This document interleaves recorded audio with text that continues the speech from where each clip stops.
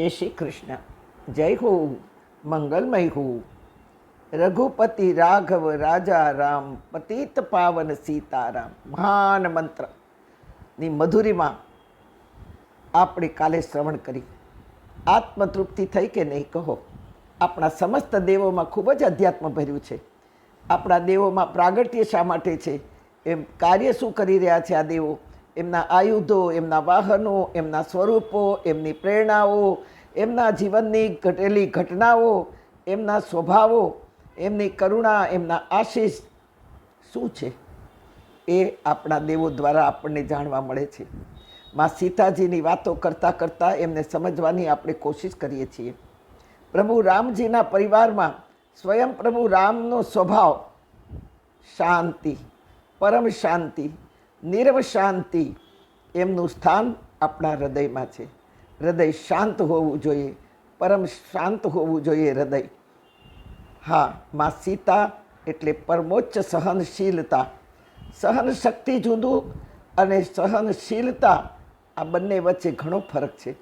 સહન શક્તિ તો કદાચ આપણે પરાણે કોઈનું સહન કરી લઈએ, અને શીલતા એટલે ચારિત્ર. આ બે સંભાળી શકીએ, પણ બધું પરાણે. જ્યારે માં સીતામાં સહન શક્તિ પણ છે, અને રાવણ જેવાને ત્યાં ગયા પછી ચારિત્ર પણ છે, શીલતા પણ છે.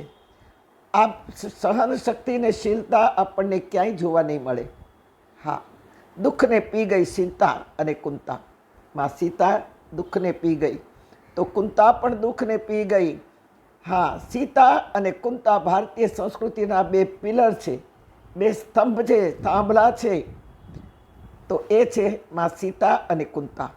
એક પણ હલે તો ધર્મ સંસ્કૃતિનો ધ્વંસ થઈ જાય. આને દુઃખ કહેવાય. માં સીતા ધરતીની કુખમાં પ્રગટી.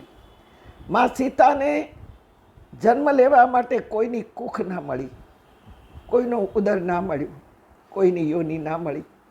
માં સીતા ધરતીમાંથી જન્મ લીધો અને પ્રગટ થઈ.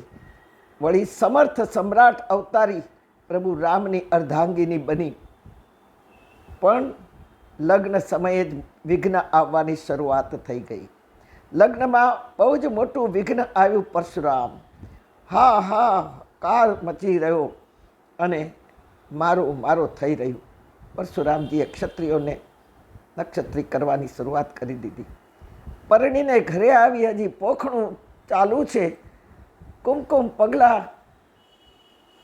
અયોધ્યાની રાજધાનીમાં મુકાઈ રહ્યા છે, અને ત્યાં જ કૈકેયી અને મંથરા જેવી નાગણે ડંખ દેવાની શરૂઆત કરી દીધી છે.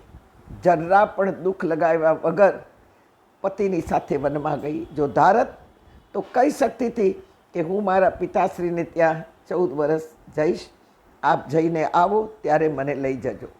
પણ નહીં, પતિની સાથે ગઈ. તો ત્યાં રાવણ કોબરા બનીને આવ્યો. અત્યંત સંઘર્ષમાં પવિત્રતા ટકાવી રાખી. રાવણ મરાયો. પ્રભુ રામ સીતાને છોડાવીને અયોધ્યા આવ્યા. હજુ રાજ્ય તિલક થાય ત્યાં લોકવાયકા શરૂ થઈ ગઈ. એક ધોબીએ કલંક લગાવ્યું કે એક રાક્ષસને ત્યાં રહી આવેલી સ્ત્રી શું પવિત્ર રહી શકી હશે? હા, અને પતિ રામે લોક લાગણીને માન આપ્યું, સીતાનો ત્યાગ કર્યો.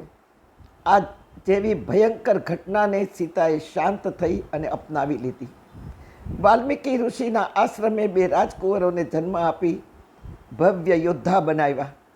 ધરતી માની પુત્રી અંતે ધરતીમાં સમાઈ.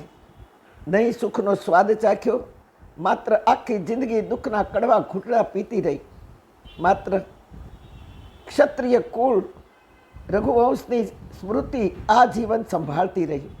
પિતા જનકની વૈદેહી પિતાના ધર્મને ઉજાગર કરતી રહી. આપણને આવા દુઃખો આવ્યા છે?